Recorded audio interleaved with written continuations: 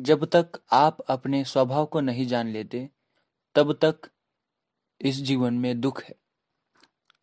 जिस दिन आप अपने स्वभाव को जान जाओगे, उस दिन के बाद कोई दुख नहीं है। फिर दुख होगा भी तो वह आपका चुनाव होगा, और दुख कोई अपने चुनाव से कौन चाहता है। इसलिए मैं कहता हूं कि, और समस्त ज्ञानियों ने भी कहा है कि अपने स्वभाव को जानो, अपने भीतर जाओ, जो भीतर से आ रहा है उसे जियो। जो बाहर से हमें जो ज्ञान मिलता है उसकी कीमत 2 कौड़ी की भी नहीं है। बाहर से तुम कितना ही ज्ञान लो, अपने स्वभाव को नहीं जान पाओगे। स्वभाव को जानने के लिए हमें अपने स्वयं का विश्लेषण करना होगा। स्व अध्ययन करना होगा। स्व अध्ययन ही अध्यात्म है। स्व अध्ययन ही सनातन धर्म है।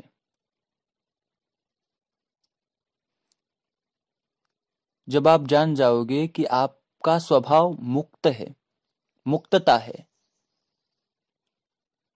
आप बंधना पसंद नहीं करते हो क्योंकि आप मुक्त हो। और हम मूर्छा में शादी कर लेते हैं। जो नाते रिश्ते सब झूठे हैं उन्हें हम अपना कहने लगते हैं। इसलिए दुख का जाल हमारे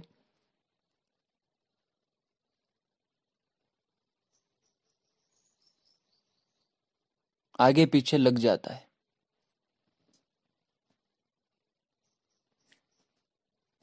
इसलिए स्वभाव को जानो। मैं प्रेम के खिलाफ नहीं हूं, क्योंकि प्रेम हमारा स्वभाव है और बंधन हमारा स्वभाव नहीं है।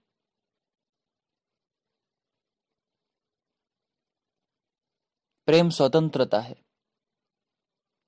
शादी परतंत्रता है।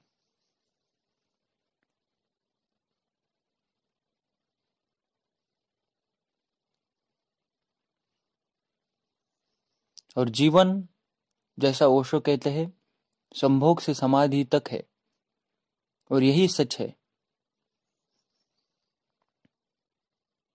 जब तक आप संभोग जाकर नहीं करोगे, पूरा होकर नहीं करोगे, तब तक आप संभोग से ऊपर नहीं उठ पाएंगे।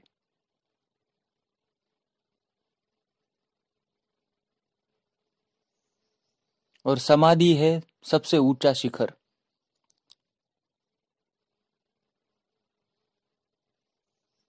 जिसे जानने के बाद कुछ भी जानना बाकी नहीं रह जाता।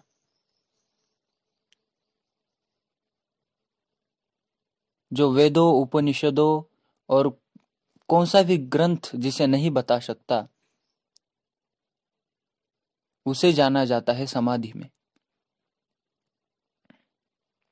यह हो सकता है कि आपने एक ग्रंथ को भी नहीं पढ़ा हो और आप ज्ञान को प्राप्त हो सकते हो। आप सत्य को पा सकते हो, भले आपके पास कुछ ज्ञान ना हो। लेकिन ऐसा संभव नहीं है कि आपके पास बहुत ज्ञान है और आप सत्य को पा सकते हो। नहीं, मैंने तो उपनिषद नहीं पढ़े, लेकिन जो गुरु ने कहा वो मैंने किया। और किया का मतलब है कि पूरे किया, स्व को खो दिया, स्व को डुबा डाला। जब मैं डूबता है तभी ब्रह्म अवतरित होता है। जब तक मैं है